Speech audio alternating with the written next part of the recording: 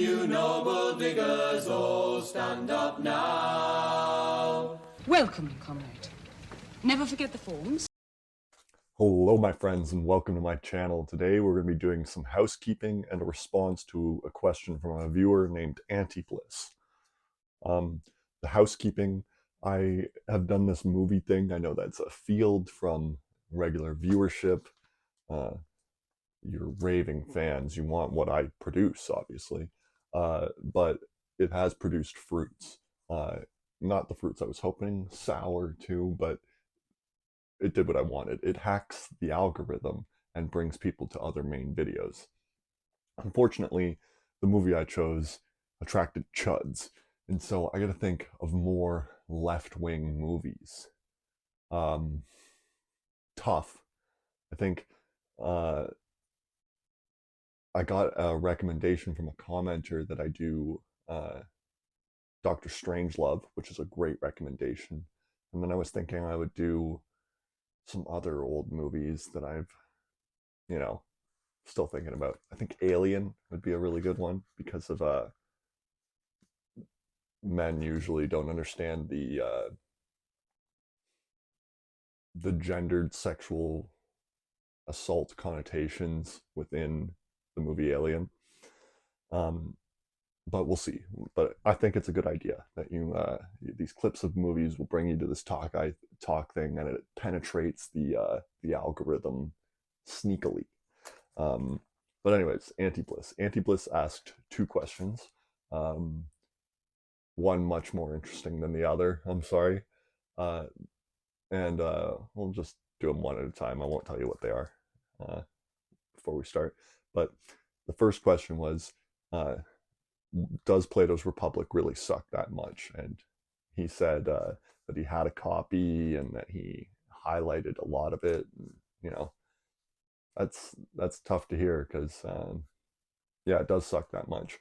There's nothing in Plato. There's the only good thing in Plato is Socrates, and the good thing to come out of Plato is Aristotle. All of history may be a footnote to Plato,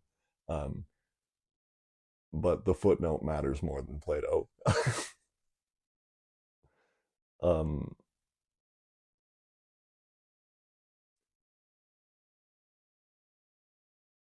What's in Plato that's worth remembering, worth reading? The division of the city that he proposes, where he proposes a noble lie, where the philosopher kings, the guardians, and the producers, the pig people, they are told a noble lie where the philosophers have gold in their souls, and the guardians have silver in their souls, and the workers have bronze in their souls, and that's why society must be ordered the way it is. What's worth remembering of there? Right? He's not giving you ancient wisdom. There's no hyperborea, there's no civilizational uncovering that you can do with these texts. It's just history. Right? I'm going to go a little afield from Plato to make this point. Sorry, from the Republic, staying within Plato. But you go to the example of Atlantis. In his next two books, Timaeus and Critias, he brings up Atlantis all the time. And there's this field of scholarship that has been like a plague, like a cancer on philosophy, that is trying to, find Atlantis. If you know history, if you've read history, there's no spot for Atlantis. There's no room anywhere for Atlantis.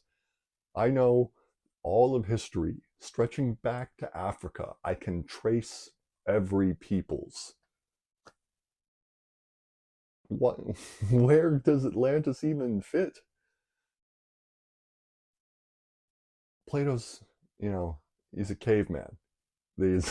I'm reminded of this meme where it says, I'll see if I can find it and layer it over here, but if I had been born in Plato's time, I could have written some pretty impressive stuff too, because I would have been one of the first people to try and do it. yeah, there's just nothing in Plato. You have to, I think it's fine to read a book to exhaustion and let a book really capture you. But if it's Plato, keep going. There's better stuff.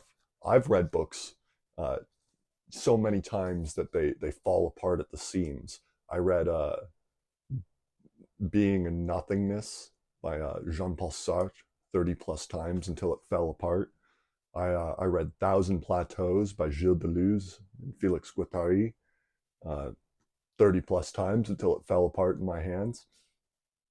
The Spine Disintegrated, I read it so many times. Coffee and blood all in its pages. That's fine, right?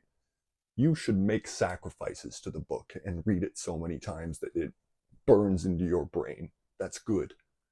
But to highlight, to try and gain wisdom from it, no, you are wrestling with it. You are in agon, in contest with it. They have things they say they wish to teach you. You wish to extract them, burn it from them, conquer it.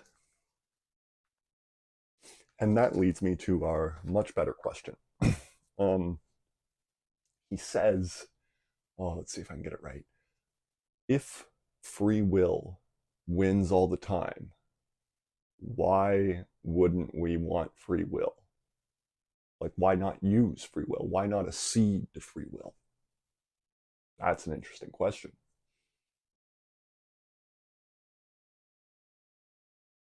I am so unfree in my will that I cannot even will myself to not believe in free will.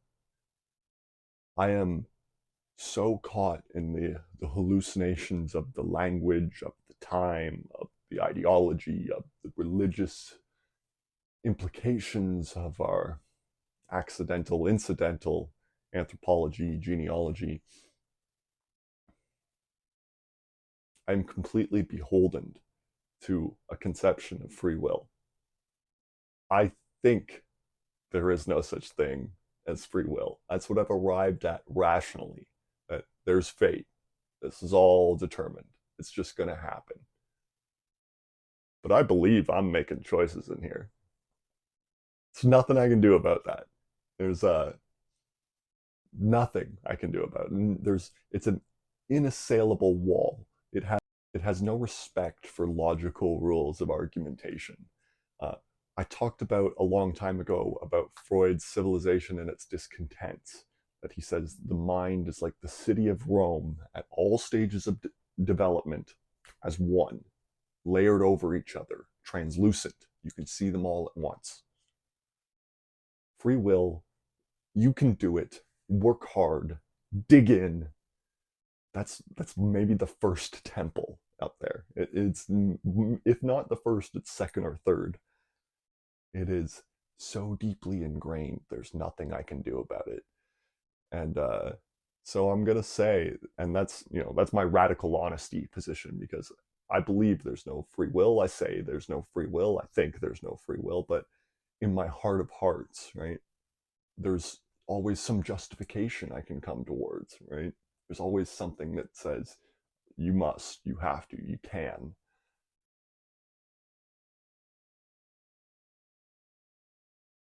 I'm reminded of this scene from Shogun, the hit series from last year or the year before. The Tokugawa Ieyasu character, who's named Toranaga, they changed his name, but it's the same story. It's Tokugawa, and he's talking to a retainer who's about to commit seppuku for some crime. I can't remember, and the retainer is a little wilder, a little less refined than the nobility, like Tokugawa, very stoic, very muted, very reserved. And he accuses him. He says, "You're just like us in your secret heart." 勝てば全て思いのままになる。将軍の小さいもん。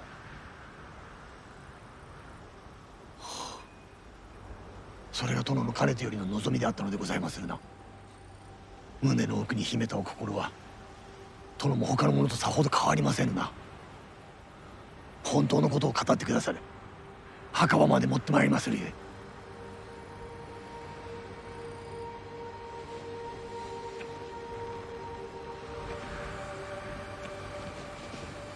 死人に先々の話をして何とする。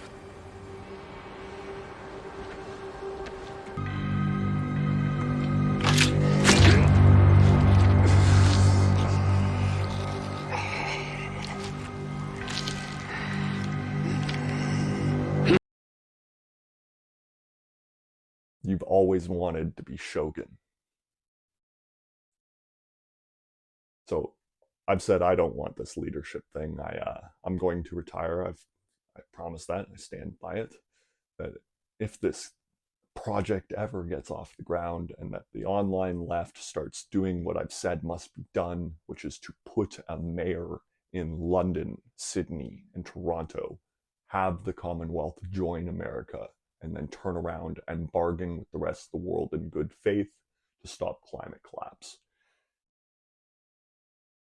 I've said I'll give a public life over that, and I stand by it.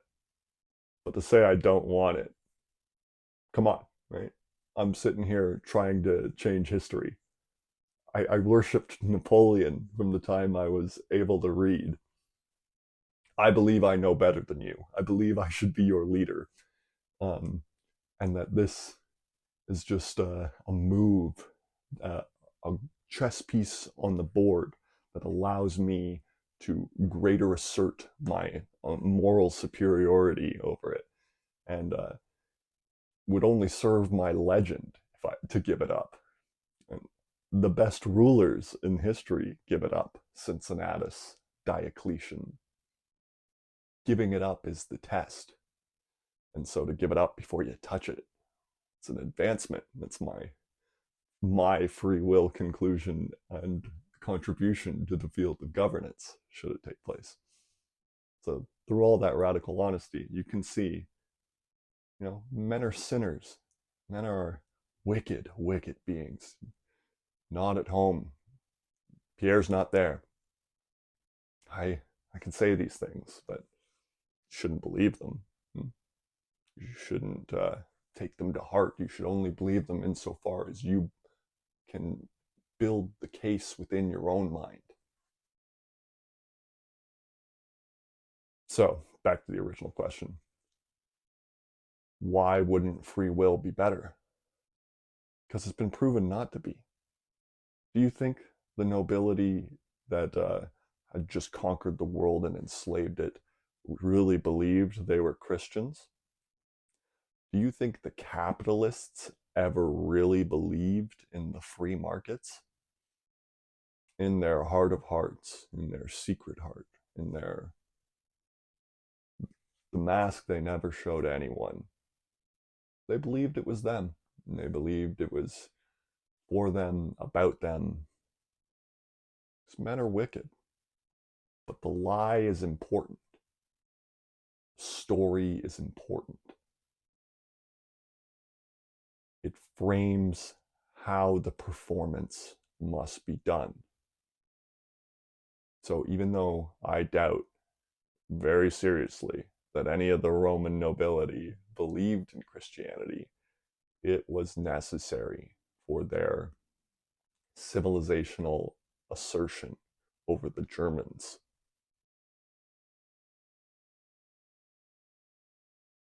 It was necessary for the game. Thank you. Have a nice day. Hello, you've made it to the end of the video. Thank you. This channel has one mission: to prevent civilizational collapse associated with climate change, to prevent 100 million refugees by 2035, to stop 7 billion from starving to death by 2075. And we will do this through one main vehicle. We mean to unite the Anglosphere. We will do this by convincing the Commonwealth of His Majesty King Charles III to apply for statehood as one. And then with this new power, we will be able to negotiate in good faith with the rest of the world on how to tackle this crisis. Thank you and enjoy.